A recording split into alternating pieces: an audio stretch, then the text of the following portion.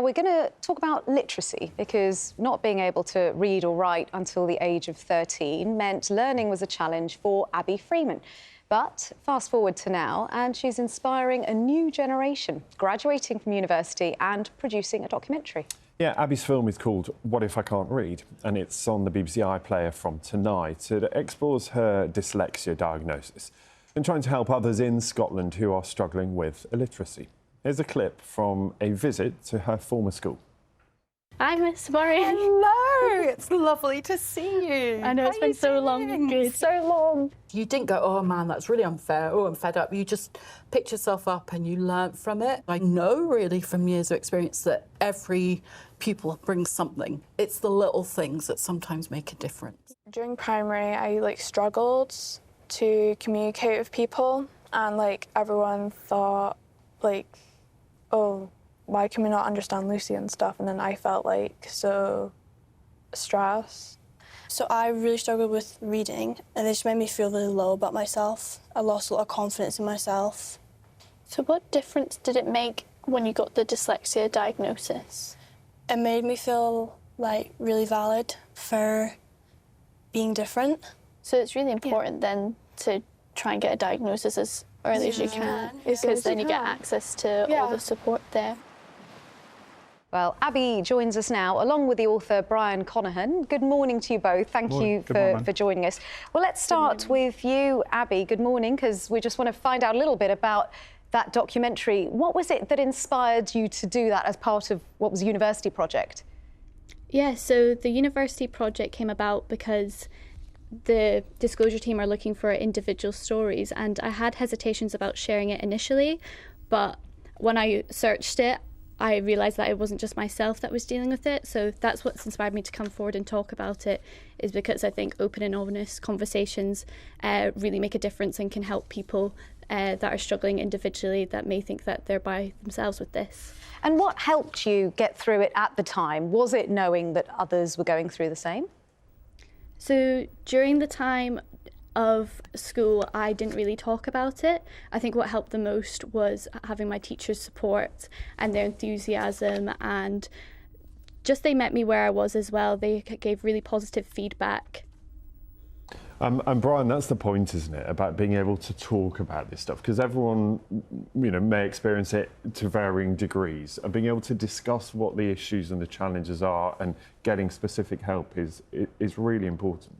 Yeah, absolutely. I think now in a school context, identifying a problem is massive.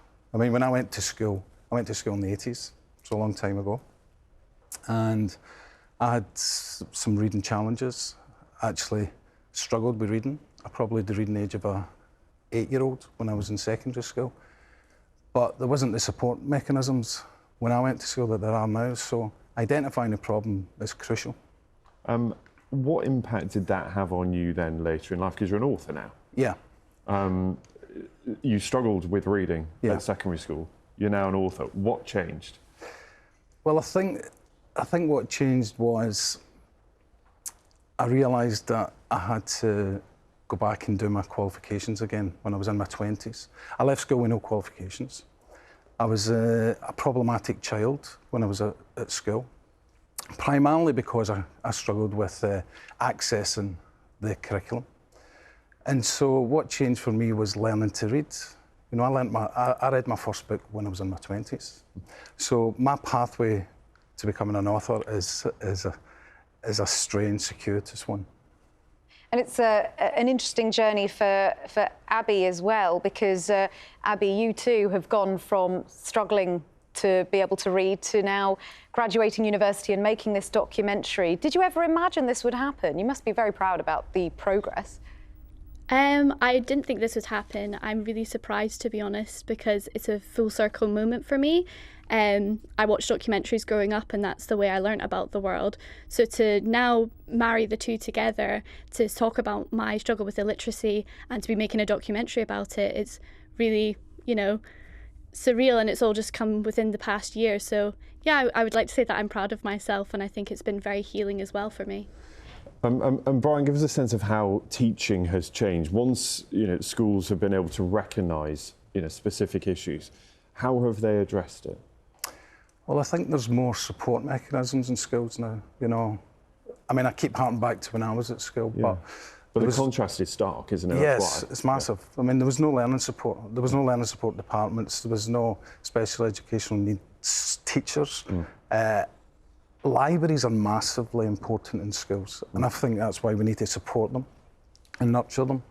But that element of identification and support is so prevalent within schools now. What did a library mean to you when you were at school? Was it somewhere you feared to go?